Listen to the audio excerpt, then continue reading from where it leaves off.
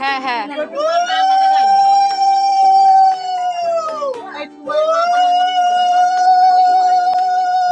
এই হচ্ছে আমাদের রাজবাড়ির সাধের বৌমা যায়।